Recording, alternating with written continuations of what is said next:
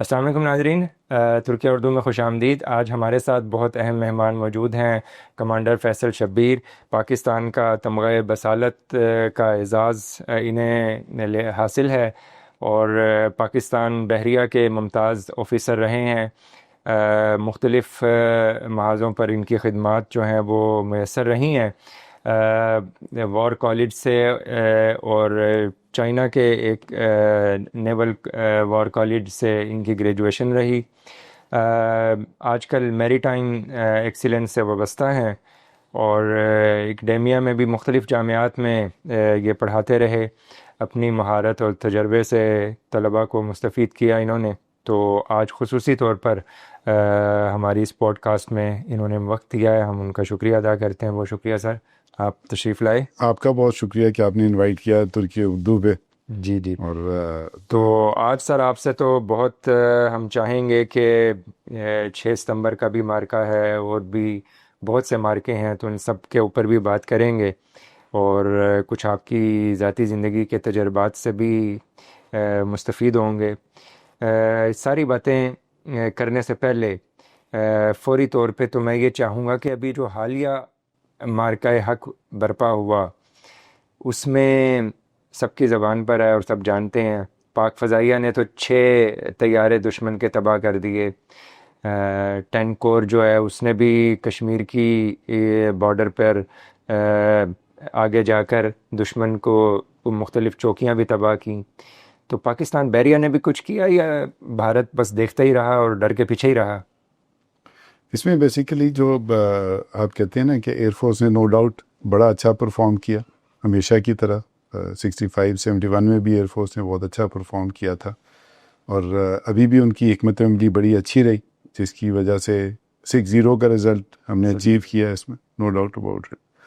اگر آپ نیوی کی بات کریں تو نیوی ایک بالکل ڈفرینٹ ڈائمینشن آ جاتی ہے۔ جی، وہ لوگوں کی نظروں میں نہیں ہوتی، اور وہ سارا کچھ سمندر میں چل رہا ہوتا ہے، سارے آپریشن سمندر میں چل رہے ہوتے ہیں۔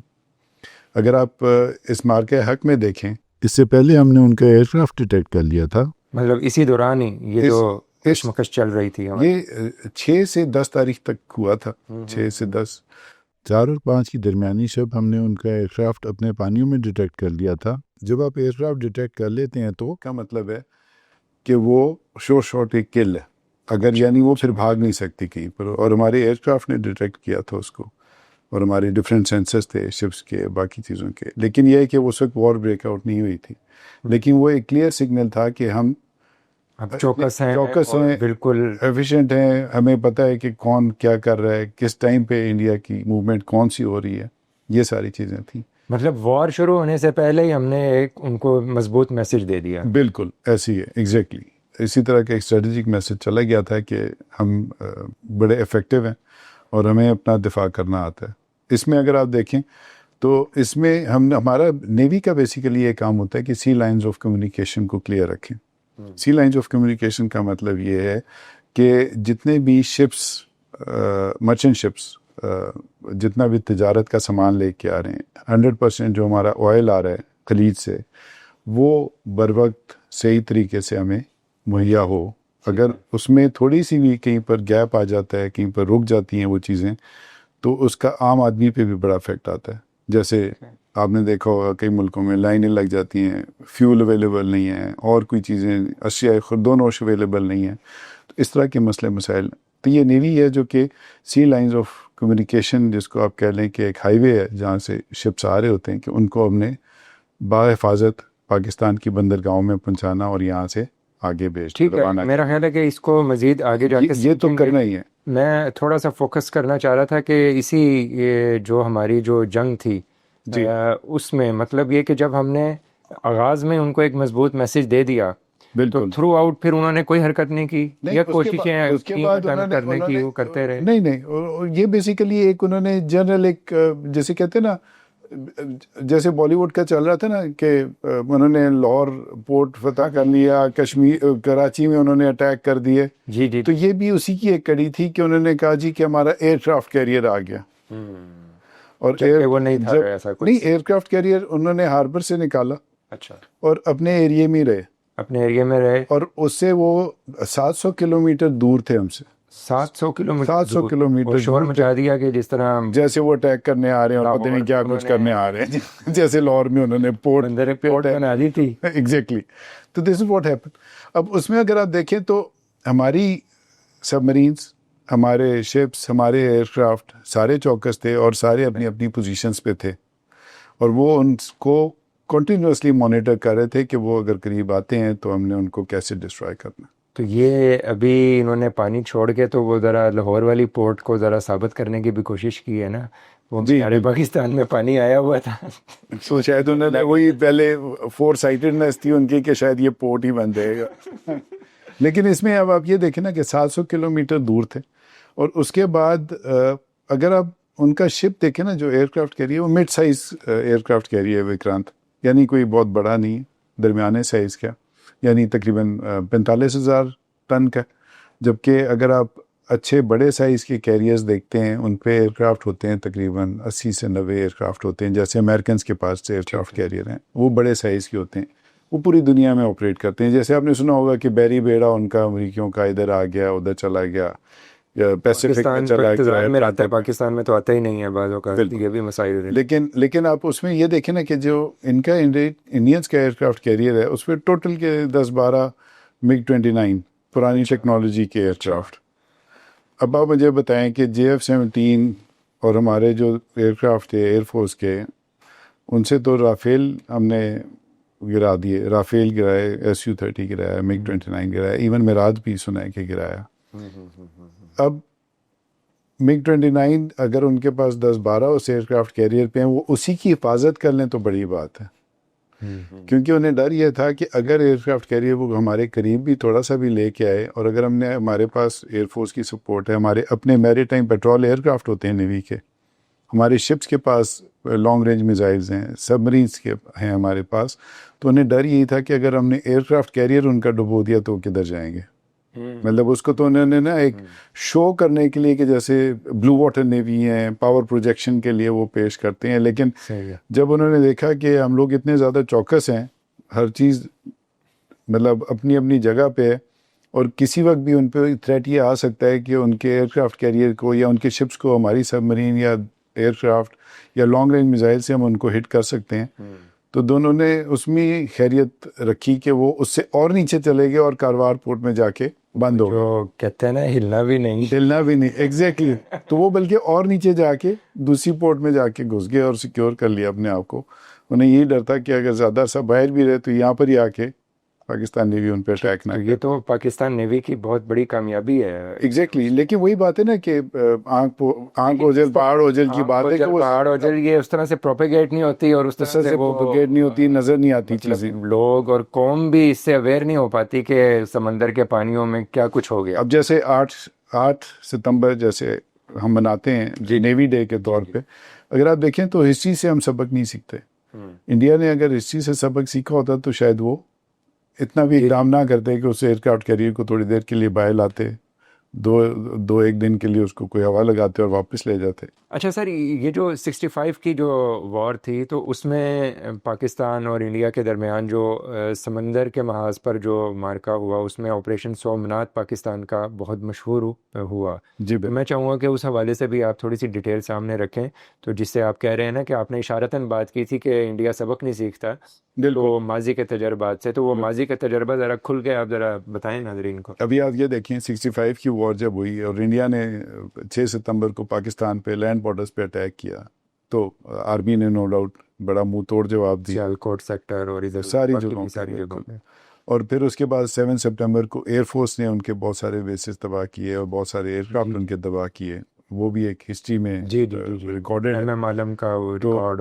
لیکن اس میں پرابلم کیا آ رہی تھی کہ وہاں سے جب دوارکا ایک جگہ ہے انڈیا میں تقریباً یہاں سے 200 نوٹیکل مائل کے فاصلے پہ، کراچی سے ساؤتھ میں ان کا ایک شہر ہے درمیانے سائز کا. تو وہاں پر یہ ہوا کہ وہاں پر ایک ان کا ریڈار اسٹیشن تھا. ریڈار اسٹیشن جو تھا وہ ان کی انڈین ایئر فورس کو ڈائریکشنز دے رہا تھا، آپ کہہ لیں کہ ویکٹر کرا رہا تھا کہ کراچی پہ اٹیک کرنے کے لیے. اچھا. تو نیوی نے پھر یہ آرم فورسز کی آپس میں اس وقت بھی بہت زیادہ کوآپریشن تھا، آرمی نیوی ایئر فورس کا. جیسے آپ نے ابھی مارکا حق میں دیکھا ہے کہ آرمی نیوی اور ایئر فورس ہائیسٹ لیول سے لوئسٹ لیول ایوری لیول ہماری آپس میں بہت زیادہ کوآرڈینیشن تھی گورنمنٹ کے ساتھ تینوں فورسز کی آپس میں, اور یہی 65 میں بھی تھا. ٹھیک. اس میں پھر ہم نے یہ ڈیسائیڈ کیا نیوی نے کہ 7 کو جب ہمارا فلیٹ سارا باہر آ گیا تو ہم نے یہ پھر ڈیسائیڈ کیا کہ ہم جا کے ان کے جو ریڈار اسٹیشن ہے اس کو ختم کر دیں. اچھا. اور ہمارے پاس اس وقت ایک سب مرین تھی غازی. اچھا, غازی سب میں. جی بالکل, غازی سب مرین تھی, اور غازی سب مرین جو تھی وہ بامبے کے پاس گئی ہے. اس وقت بامبے کہتے تھے, ابھی ممبئی کہتے ہیں. ممبئی کے ہاربر کے پاس جا کے وہاں پر وہ انڈر واٹر جب ہوتی ہے تو کسی کو نظر نہیں آتی. ٹھیک ہے. اس کو ڈیٹیکٹ کرنا بڑا مشکل ہوتا ہے. آئیسو اس کی سی کی اس طرح کی اس میں ہوتی ہے کہ اسی کوئی رینج ہوتی ہوگی کہ اتنی زیادہ اگر نیچے چلی گئی تو پھر ڈیٹیکٹ ہونا بہت مشکل ہے, کیونکہ اریبین سی کی جو سی کنڈیشنز ہیں وہ اس طرح کی ہیں کہ شپ کے سونار سے اتنے آرام سے ڈیٹیکٹ نہیں ہوتی. ٹھیک ہے. اب سبمرین ہماری چلی گئی ممبئی کے پاس جا کے نیچے چلی گئی. نیچے چلی گئی, اور وہاں پر سے اس نے انشور کیا, اس کی وجہ سے انڈینس نے ایک بھی شپ باہر نہیں نکالا.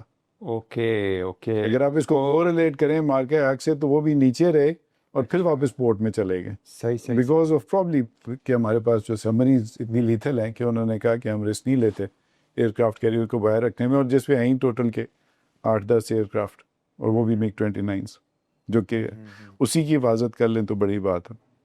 تو یہ پاکستان کا جو آپریشن سومناتھ ہے اس میں میں آپ کو بتاتا ہوں, اس میں یہ ہوا کہ سبمرین تو وہاں چلے گی, اب وہاں سے شپس نکل ہی نہیں رہے تھے باہر, تو ہم نے کہا آبجیکٹو تھا ایک تو ریڈار اسٹیشن کو ختم کرنا تاکہ وہ جو انڈیا سپورٹ کر رہا تھا ایئر کرافٹس کے تھرو, انڈین ایئر فورس کے تھرو, اس ریڈار اسٹیشن کو ختم کریں. نمبر 2 ہم چاہ رہے تھے کہ کسی طرح انڈین نیوی باہر نکلے اور کوئی مقابلہ ہو سمندر میں. ٹھیک ہے.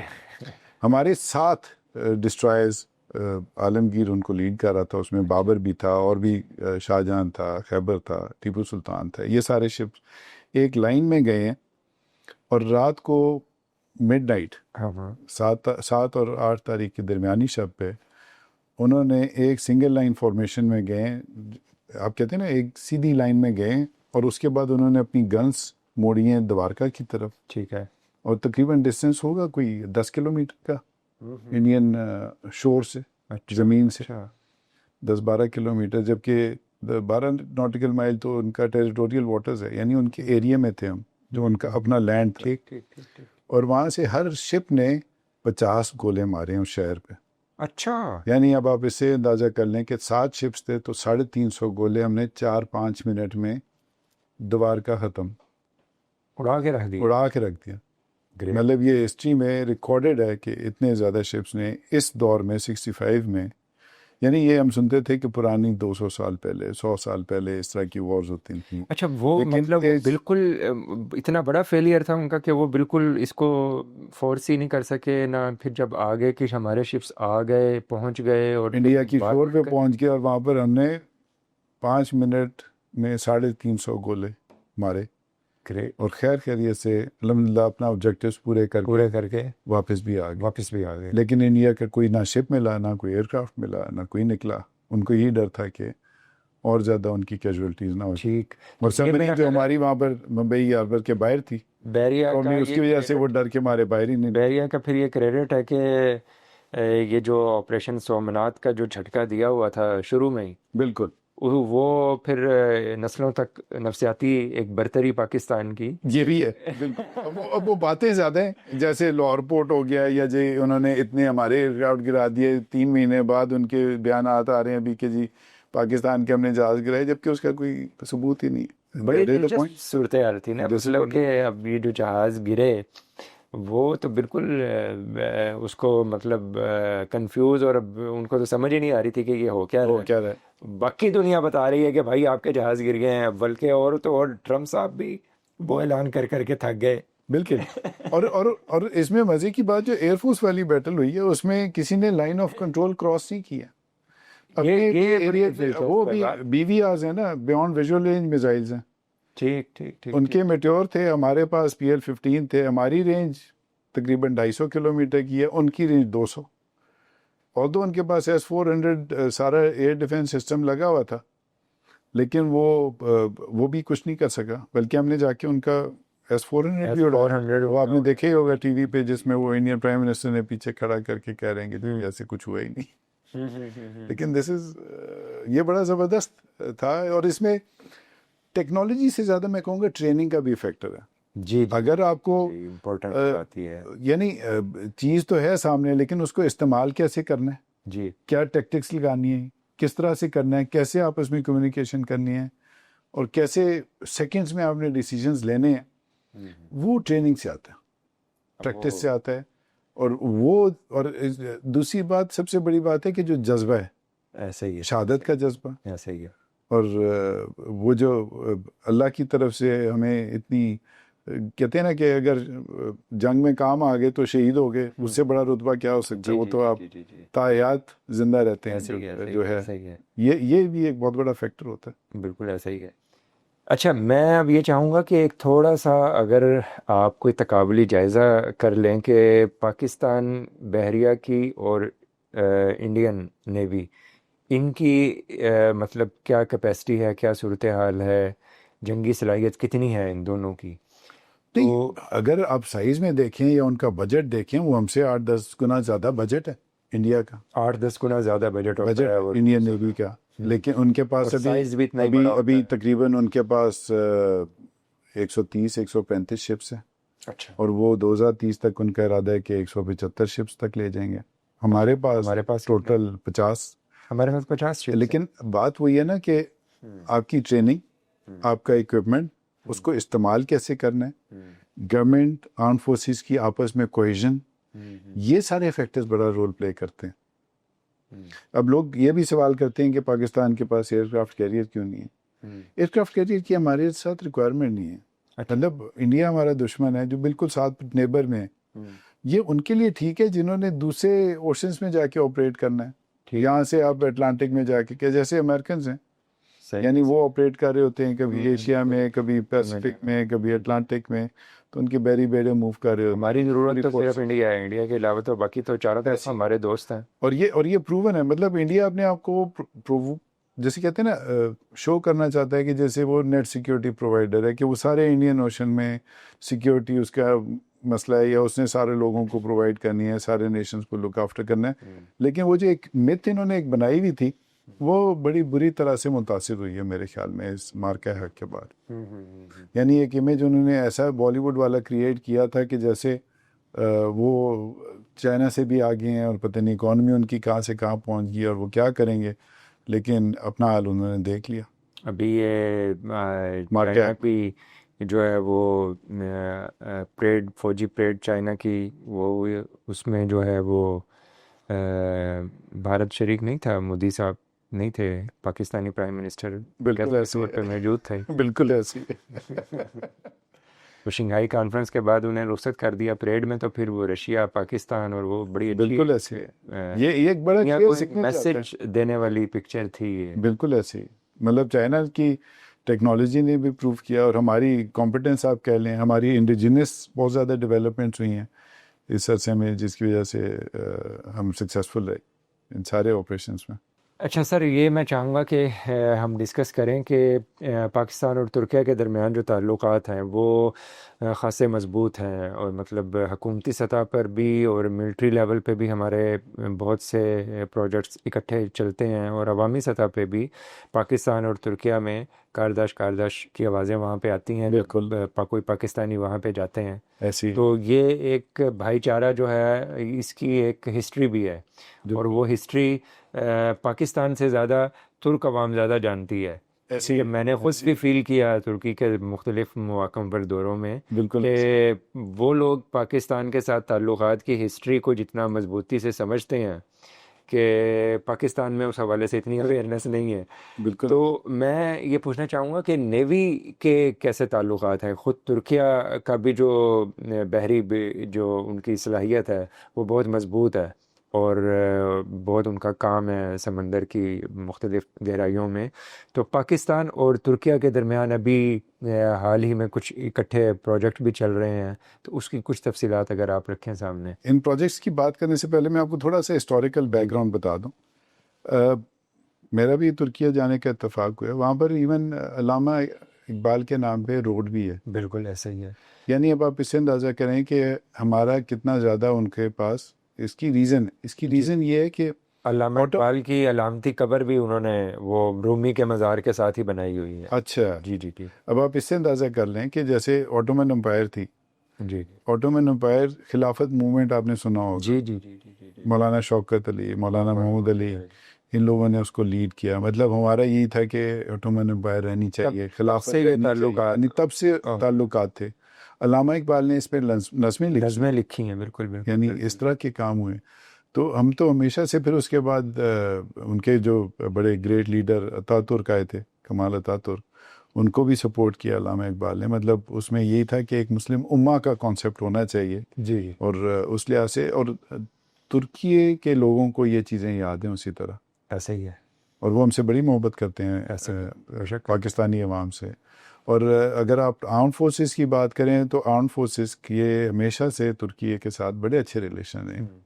ابھی نیوی کے اسپیشلی اب میں بات کروں گا کہ ہمارے یہاں ان کے آفیسرس کورسز کرنے آتے ہیں, ہمارے آفیسرز جاتے ہیں, سی ٹی او سیلرز جاتے ہیں, اور گڈ ول وزٹس پہ ان کے پاس جاتے ہیں ہم, ان کے شپس آتے ہیں ہمارے پاس. اور اس سے زیادہ ابھی ہم نے ان کے ساتھ کافی کولیبریشن میں شپ کنسٹرکشن کی طرف گئے ہیں. ابھی ان کے بابر کلاس جو ملجم کلاس ہے, ان کے کارویٹس, اسٹریلتھ کارویٹس, وہ انڈر پروسیس ہیں. بابر کمیشن ہو گیا. اس طرح کے شپس ہم ان سے لے رہے ہیں. پھر اس کے بعد ہمارا ایک ریپلینشمنٹ ٹینکر ان کے تعاون سے بنا ہے ترکی کے یہاں پر کراچی شپ یارڈ میں. صحیح.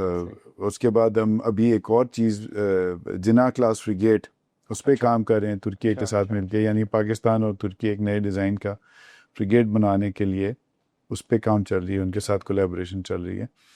ترکی تو ہمارے مطلب ترکی کے لوگ تو ہمارے بھائی ہیں. میں تو یہ صحیح. اور ہمیشہ یہ ہمارے ساتھ کھڑے رہے ہیں ہر چیز میں, اور ہماری بڑی سپورٹ رہی ہے ترکی کو, اور ترکی کی ہمیں بہت سپورٹ رہی ہے ہمیشہ. اچھا, یہ میں پوچھنا چاہوں گا کہ پاکستان کی میری ٹائم اسٹریٹجی کیا ہے؟ اس کو اگر سمجھنا ہو تو کیا چیلنجز ہوتے ہیں؟ میری ٹائم سیکیورٹی, میری ٹائم اسٹریٹجی, یہ بلو اکانومی کیا ہے؟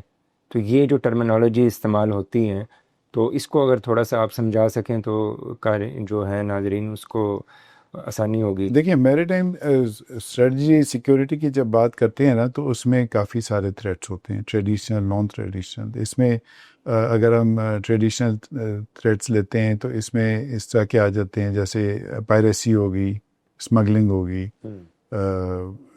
ڈرگ ٹریفکنگ ہوگی, یہ ساری چیزیں ہیں. یہاں پر پاکستان نیوی, پاکستان میری ٹائم سیکیورٹی ایجنسی, یہ اپنا رول پلے کرتے ہیں اس چیز کا, اور انشور کرتے ہیں کہ جو ہمارا علاقہ ہے, جو ای زیڈ جسے کہتے ہیں ایکسکلوزیو اکنامک زون اباؤٹ, یہ ہے 2,90,000 اسکوائر کلومیٹرز. پاکستان کی کانٹیننٹل شیلف ملا کے مطلب تقریباً 350 نوٹیکل مائلز ایسا ایریا ہے کہ جہاں پر واسٹ پوٹینشیل ہے, اور جہاں پر ہمارے پاس ایکسکلوزیو رائٹس ہیں کہ وہاں پر ہم ایکسپلوریشن کر سکتے ہیں, over the sea, under the sea, on the sea bed. اور وہاں پر بہت سارے خزانے پڑے جس کو ہمیں ایکسپلور کرنے کی ضرورت ہے. لیکن یہ ہے کہ ابھی ہمیں تھوڑا سا شاید اکنامکلی اسٹرانگ ہونے کی ضرورت ہے, اور ٹیکنالوجی گین کرنے کی ضرورت ہے کہ جہاں پر ہم ہائیڈرو کاربن کے ریسورسز نکال سکیں. وہ ایک چیز آ گئی. پھر اس کے بعد اس میں ہم اگر آپ بلو اکانومی کی بات کریں تو اس میں کوسٹل ٹورزم, اگر آپ کوسٹل ٹورزم دیکھیں, ہماری 1001 کلومیٹر کی کوسٹ لائن ہے, فرام سر کریک سے شروع ہو کے جیونی تک جاتی ہے. اور بلوچستان کا زیادہ ایریا تقریباً 750 کلومیٹر سے زیادہ کا ہے, باقی 250 کے آس پاس تقریباً سندھ میں آتا ہے. اور اس میں اتنی خوبصورت بیچز ہیں, اور مارا کی, گوادر, پسنی, یہ سارے علاقے, ان علاقوں کو ڈیولپ ہونے کی ضرورت ہے. یہاں پر بہت زیادہ کوسٹل ٹورزم کو ہم فروغ دے سکتے ہیں. آہستہ آہستہ ڈیولپمنٹ ہو رہی ہے, گریجولی ہے, لیکن اس کو اور سپیڈ اپ ہونا چاہیے. یہاں پہ مطلب جو میں سی پیک کے تناظر میں اگر پوچھنا چاہوں کہ گوادر کی پوزیشن کیا ہے, گوادر پورٹ کی, اور اس میں صورتحال کیا ہے, ہمارے لیے چیلنجز کیا ہیں, اور ہم کیا فورسی کر رہے ہیں, کس لیول پہ اس کو لے جانا چاہتے ہیں, پاکستان کا کیا ہے اس میں ویژن؟ گوادر کا ماسٹر پلان تو کافی بڑا ہے. ابھی اس میں چائنا نے ایک بہت بڑا ایئرپورٹ ہمیں بنا ہے وہاں پر گوادر میں، پلس وہاں پر پورٹ بھی بن چکا ہے. ابھی اس میں یہ ہے کہ برتھس کو ایڈ کرنا ہے، بہت زیادہ برتھس کو ایڈ کرنا ہے. وہ ٹرانسشپمنٹ پورٹ کے لیے ایک آئیڈیل لوکیشن ہے. صحیح ہے. ٹرانسشپمنٹ پورٹ اس طرح سے ہے کہ جیسے آپ سمجھ لیں کہ ایک گوادر پاکستان کی تقدیر بدل سکتا ہے. بالکل بدل سکتا ہے. اب آپ اس سے اندازہ کریں جو شپ اسٹریٹ آف ہرمز سے باہر نکل رہا ہے اور اس نے ملیشیا کی طرف جانا ہے اور اس کے اوپر سامان لیٹ سے ایسا رکھا ہوا ہے جو کہ افریقہ کی طرف جانا ہے، تو وہ گوادر ایک آئیڈیل لوکیشن کونے پہ بنتی ہے کہ جہاں پر وہ سامان چھوڑ کے جا سکتا ہے. وہ ملیشیا چلا جائے، دوسرا شپ جو ملیشیا سے آ رہا ہے اور اس نے کہیں افریقہ کی طرف جانا ہے تو وہ یہاں سے دوسرے کنٹینرز وغیرہ لے کے وہ یہاں سے جا سکتا ہے. تو یہ ٹرانسشپمنٹ کا رول پلے کر سکتا ہے. پھر ہمارا اگر آپ ڈسٹینس دیکھیں تو جو سینٹرل ایشین اسٹیٹس ہیں ان کی ریکوائرمنٹ ہے، افغانستان لینڈ لاکڈ کنٹری ہے اس کی ریکوائرمنٹ ہے. سب کو سوٹ کرتا ہے، سب کو سوٹ کرتا ہے. یہ تو بڑی آئیڈیل لوکیشن ہے. تھوڑا یہ ہے کہ اس میں ہمیں محنت کرنے کی ضرورت ہے، تھوڑا اس کو پروجیکٹ کرنے کی ضرورت ہے. سیکیورٹی چیلنجز شاید زیادہ ہیں ہمیں یہاں. سیکیورٹی چیلنجز ہیں. نیوی کی جو ٹریننگ ہے وہ زیادہ سخت ہوتی ہے کہ آپ کو سمندر میں بالکل آئسولیٹ ہو کے رہنا پڑتا ہے، تو یہ جو آئسولیشن ہوتی ہے یہ مار دیتی ہے، تو کوئی اس طرح کی چیزیں زیادہ ہوتی ہیں. سمندر آسان نہیں ہے. دور سے اگر آپ دیکھیں سن سیٹ تو بڑا اچھا لگے گا بیچ پہ کھڑے ہو کے، اگر آپ کراچی گئے ہوئے پکچر لے رہے ہیں. لیکن اگر آپ جون جولائی میں اگر آپ سمندر میں جاتے ہیں بڑا رف ہوتا ہے. اچھا. یعنی ایسی ہے کہ جیسے آپ کہیں سوئنگز لینے چلے گئے ہیں اور وہ جیسے پائریٹ شپ نہیں ہوتا جو سوئنگ کرتا ہے، وہ آپ اس سے اندازہ کریں جب آپ سمندر میں ہیں تو وہ 24 گھنٹے رول پچ اتنا زیادہ مل رہا ہوتا ہے کہ چلنا مشکل ہوتا ہے. صحیح. یا کوئی بھی کام کرنا مشکل ہوتا ہے، کھانا پینا ہی میں مشکل ہو جاتا ہے. یعنی بڑی ٹف کنڈیشنز ہوتی ہیں. صحیح. لیکن لگتا ہے ایسے کہ جیسے آسان ہے، لیکن یہ آسان ہوتا نہیں ہے. اور آپ کو کئی دن کئی ہفتے سمندر میں رہنا ہوتا ہے اگر آپ سرفیس شپس میں. سب مرینز کی اس سے زیادہ ٹف لائف ہوتی ہے. اس میں انڈر واٹر ہیں، آپ ایک سمجھ لیں کہ ایک بند ہوئے میں کنٹینر میں، اور آپ کو باہر کچھ نہیں نظر آ رہا، اور مہینہ آپ ایک اس میں گھوم رہے ہیں. کنجسٹڈ سی جگہ ہوتی ہے بالکل کہ جہاں پر تو بہت خوفناک، بڑا سوچ کے بھی بڑا مشکل ہوتا ہے. آسان نہیں ہے. تو میں وہی کہہ رہا ہوں کہ وہ جو کہتے ہیں نا کہ اتنا آسان کام نہیں ہے کہ فورسز میں آپ ٹریننگ لیں، کمیشن لیں اور اس کے بعد پھر سرو کریں. اس کے لیے پیشن کے بغیر یہ چیز نہیں چل ظاہر ہے، سوال ہی پیدا نہیں ہوتا. بالکل ٹھیک.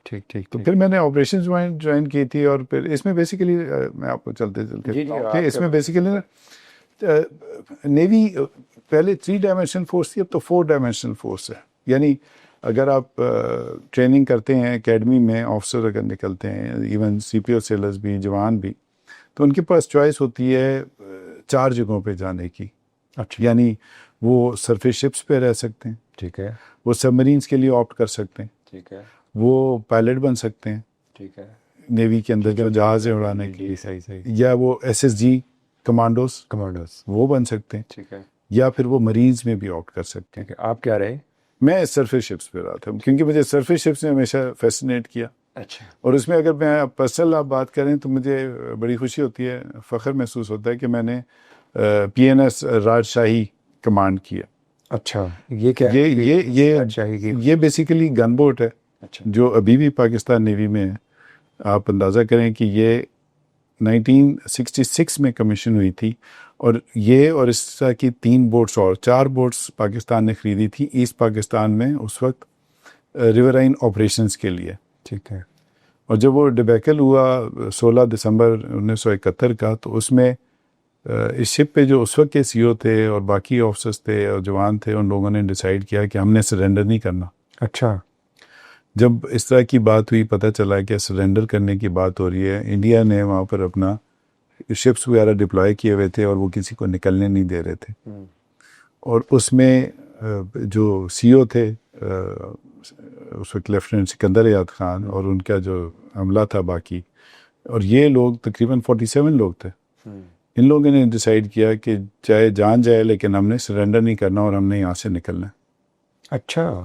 16 کو وہ وہاں سے نکلے، راشن بھی ان کے پاس کم تھا، اور وہاں سے نکل کے آگے ان کے اوپر انڈین ایئر کرافٹس نے بھی اٹیک کیا، بڑا کچھ کیا، ڈیمیج بھی کیا، لیکن بوٹ وہاں سے وہ نکالنے میں کامیاب ہو گئے. کمال. یعنی وہاں پر سرنڈر ہو رہا تھا اور یہ بوٹ وہاں سے نکلی ہے. اچھا. لیکن اس کی رینج کم تھی. لیکن یہ تقریباً 4 دن میں یہ 1000 کلومیٹر طے کر کے ملیشیا پہنچ گئی، ٹھیک ٹھیک. اور پھر ملیشیا سے بعد میں اس کو پاکستان ٹرانسفر کیا گیا. اچھا. اور یہ ہسٹوریکل بوٹ ہے جس کی اتنی بڑی سگنیفیکینس ہے کہ یہ اس نے سرنڈر نہیں کیا، اس کو میں نے کمانڈ کیا پھر آگے چل کے. اچھا اچھا اچھا. اور یہ ابھی بھی یہ اس کا راجشاہی نام بھی اسی وجہ سے ہی ہوگا نا کہ بالکل وہاں کے جو قصبے تھے، شہر تھے، ان کے نام پہ تھی. کومیلا تھی، سلٹ تھی، راجشاہی تھی، جیسور تھی. یہ 4 نئی بوٹس بن کے آئی تھیں انگلینڈ سے ٹھیک ٹھیک. اس زمانے میں. ٹاؤن کلاس سرنڈر کرنے والا واقعہ تو ہے علم میں سب کے، لیکن یہ سرنڈر نہ کرنے والا واقعہ یہ that was a great escape. میں یہی کہوں گا کہ جس طرح سے وہاں سے وہ اسکیپ جو ہے اس پہ تو پوری مووی ہونی چاہیے. بالکل ایسے نہیں، اٹ از ناٹ ایزی کہ جہاں پر انڈین شپس باہر کھڑے اٹیک کر رہے ہوں، سب کچھ چل رہا ہو، انڈین ایئر کرافٹس کا اٹیک آ رہا ہو، اور وہاں پر آرڈرز یہ ہوں کہ جی سرنڈر کرنا ہے، اور یہ شپ وہاں سے نکل جائے. یہ تو بالکل پاکستان آ گیا. حقدار ہے پاکستان میں اتنا عرصہ یہ اسکیپ کے نام سے مووی بنے اس پہ. بالکل ایسی ہے. تو وہ مطلب میں اپنے آپ کو بڑا آنر فیل کرتا ہوں کہ میں نے اس کو کمانڈ کیا. اور بڑی خوبصورت بوٹ ہے یہ گن بوٹ. ٹھیک ہے. اور مطلب اسے جیسے کہتے ہیں نا انجوائے کیا اپنا ٹائم اس کے اوپر. زبردست. تو اس کے بعد پھر آپ کا سفر آگے چلتا رہا؟ اس کے بعد چلتا رہا. مطلب شپ ایک کمیشن کیا رسدگار، وہیں پر ہی شپ یارڈ میں بنایا، اور اس کو پھر ہم نے چلایا. لیکن نیوی میں اس سے اچھی نوکری میرے خیال میں، نوکری تو میں نہیں کہوں گا، یہ ایک پیشن ہے، یہ ایک یعنی آپ کی چوائس. مطلب آپ ریکمینڈ کرتے ہیں ابھی بھی نوجوانوں کو وہ نیوی میں جا سکتے ہیں؟ بالکل جا سکتے ہیں، بالکل جانا چاہیے. اچھا گڈ. مطلب اتنی اچھی سروس ہے اچھا کہ آپ کمپیئر نہیں کر سکتے. مطلب باقی اگر آپ دیکھیں نا، وہ فیل ہی ہوتا ہے کہ 9 to 5 آپ جاب کر رہے ہیں کہیں پر، صبح اٹھے دفتر گئے واپس آ گئے شام کو، وہی ایک روٹین چل رہی ہے. صحیح ہے.